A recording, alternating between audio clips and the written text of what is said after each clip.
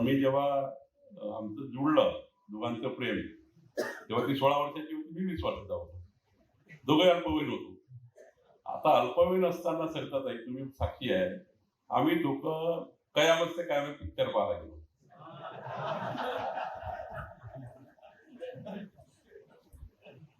सरिताताईचं घर ते अलंकार टाकीत जवळून 200 मीटरवर आहे. त्या कयामत से कयामत पिक्चर पाहून बाहेर आला, पोलिसांनी आम्हाला पकडलं. फुलारी साहेब म्हणजे आता आम्ही लहान लहान दिसतो, छोटे छोटे 20 आणि 16. पोलीस म्हणे मुलगी कोण आहे? तेव्हा घाबरलो पोलिसांना आम्ही. तर ती सांगून नाही आली, मी घरी सांगून नाही आलो. पाहायला गेलो पिक्चर. तर पिक्चर पाहिल्यानंतर पोलिसांनी पकडलं तर अवघड झालं. आता 16 वर्षाची माझी बायको, मी 20 वर्षाचा. ती ना घरी सांगतायत आणि मला ना सांगतायत काय केलं आम्ही. पिक्चरच पाहिला होता.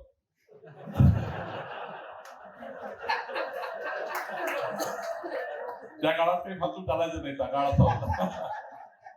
आता हा काळ 40-35 वर्षापूर्वीचा काळ. पिक्चर पाहून आल्यानंतर पोलिसांनी पकडलं, सरळ सीताबर्डी पोलीस स्टेशनला फुलारी साहेब तुम्ही घेऊन गेले.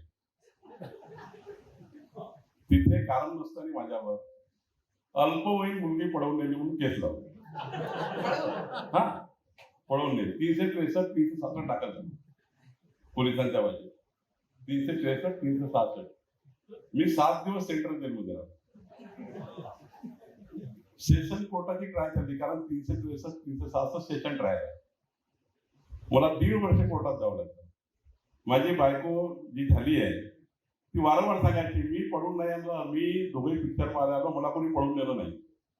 पोलिसांना ती वारंवार सांगायची, मी काही पळून नाही आली आहे, मी पिक्चर पाहायला आली आहे. पण नाबालिक कुणी तर बयान घेतं कोण?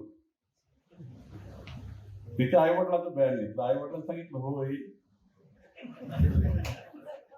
आता नाबालिक असल्यामुळे तिथं त्यावेळी पोलिसांनी बयान काही ऍक्सेप्ट केलं नाही.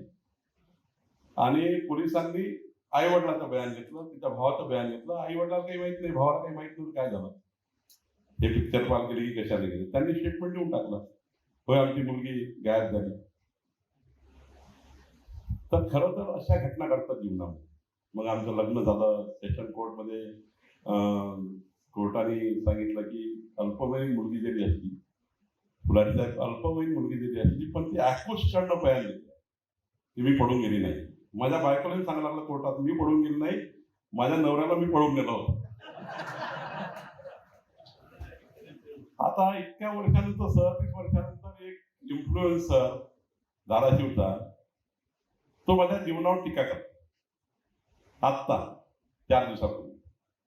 आणि म्हणतो की बावनकुळेंचं आयुष्य असं आहे की लहान लहान पुढी पळून नेल्या, हे केलं ते केलं. आता मला 2 नातवंड आहे, मुलगा आहे, मुलगी आहे, 2-4 नातू झालेले आहे. इतकं झाल्यानंतर 40 वर्षानंतर एक इन्फ्लुएन्स देतो की बावनकुळेंनी मुली पळून नेली होती. फार वाईट आहे त्यांचं जीवन. त्यालाही माहित नाही माझी बायको आहे.